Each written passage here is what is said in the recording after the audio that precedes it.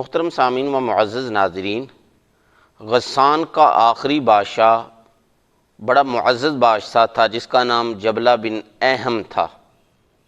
یہ حضرت عمر فاروق رضی اللہ تعالیٰ عنہ کے زمانے کے اندر مسلمان ہو گیا۔ نہ صرف یہ کہ خود مسلمان ہوا بلکہ اپنے قبیلے کے جو لوگ تھے، اپنی رعایا کے جو لوگ تھے، ان کو بھی اس نے مسلمان کرنے کی کوشش کی اور اپنے ساتھ 500 آدمیوں کو مسلمان کر کے مدینہ منورہ کے لیے روانہ ہو گیا حضرت عمر فاروق رضی اللہ تعالیٰ عنہ کے پاس۔ حضرت عمر فاروق رضی اللہ تعالیٰ عنہ کو جب پتہ چلا کہ شاہ غسان کا بادشاہ جبلہ یہ میرے پاس مسلمان ہو کر آ رہا ہے اور اپنے ساتھ 500 لوگوں کو جو ہے وہ لے کر آ رہا ہے، تو آپ خود بھی مدینہ منورہ سے باہر نکلے اور لوگوں کو بھی باہر نکلنے کا حکم دیا کہ شاہ غسان کا استقبال کرو، وہ مسلمان ہو کر آ رہا ہے۔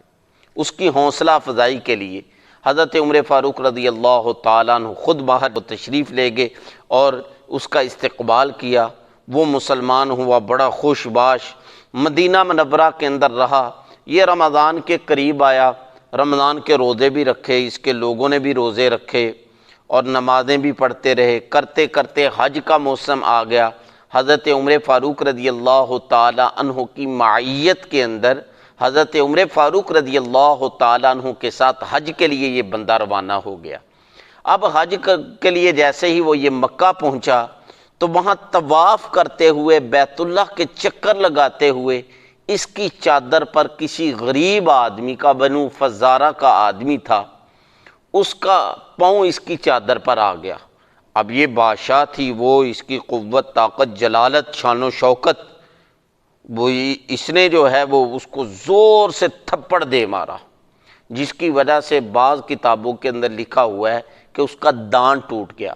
بعض کتابوں کے اندر لکھا ہے کہ نہیں، ناک کی ہڈی جو ہے وہ ٹوٹ گئی۔ اب وہ بیچارہ آدمی روتا ہوا، چیختا چلاتا حضرت عمر فاروق رضی اللہ تعالیٰ عنہ کے پاس آیا، عرض کیا امیر المومنین فلاں آدمی نے میرا جو ہے وہ ناک توڑ دیا ہے، دانت جو ہے وہ توڑ دیا ہے۔ حضرت عمر فاروق رضی اللہ تعالیٰ عنہ نے جبلہ شاہ غسان کو فوراً بلایا اور کہا، اے جبلہ تو نے یہ کیا کیا ہے؟ تو نے اس کی ناک کی ہڈی توڑ دیا تھپڑ مار کے۔ اس نے آگے سے کہا، اس حرم کے تقدس کی وجہ سے، اللہ تعالیٰ کے گھر کی عظمت بزرگی کی وجہ سے میں نے اس کا جو ہے صرف تھپڑ لگایا ہے، جس کی وجہ سے اس کا ناک ٹوٹ گیا۔ اگر یہ باہر ہوتا، حرم سے باہر ہوتا، تو میں اس کو ویسے ہی اس کے ٹکڑے ٹکڑے کر کے رکھ دیتا۔ حضرت عمر فاروق رضی اللہ تعالیٰ نے فرمایا، اے جبلہ، تو نے اپنے جرم کا اقرار کر لیا ہے کہ تو نے واقعی اس کو تھپڑ مارا ہے۔ اب دو صورتیں ہیں، یا تو اس سے معافی مانگ لے، سلو کر لے، یہ تجھے معاف کر دے تو پھر تو ٹھیک ہے، ورنہ قصاص کے لیے تیار ہو جاؤ، بدلے کے لیے تیار ہو جاؤ۔ اگر اس آدمی کو تو نے راضی نہ کیا تو وہ بھی تجھے اسی طریقے سے تھپڑ مارے گا۔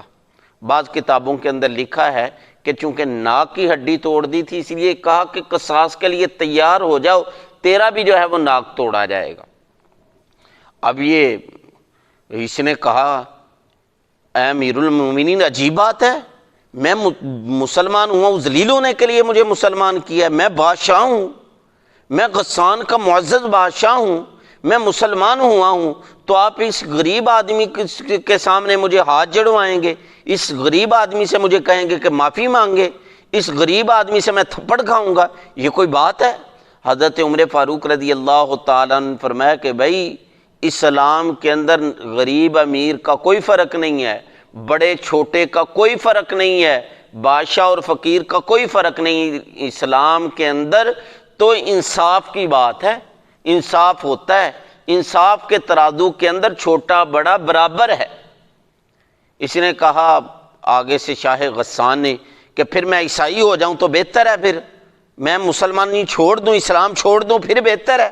میں عیسائی پھر ہو جاؤں۔ حضرت عمر فاروق رضی اللہ تعالیٰ نے فرمایا کہ بھائی بات یہ ہے، اگر تو عیسائی ہو گیا نا تو پھر سن لے، جو اسلام سے پھر جاتا ہے وہ مرتد ہوتا ہے، اور مرتد کی سزا اسلام کے اندر جو ہے اس کی گردن اڑانا ہے، پھر تیری گردن اڑا دی جائے گی۔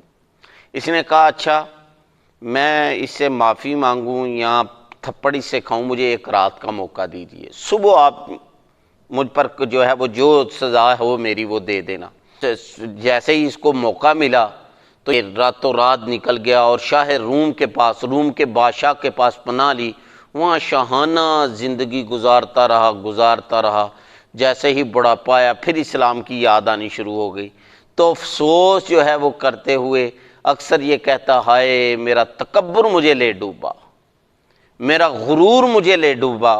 کاش میں حضرت عمر فاروق رضی اللہ تعالیٰ عنہ کی بات مان لیتا اور میں اس آدمی سے معافی مانگ لیتا یا اسے ایک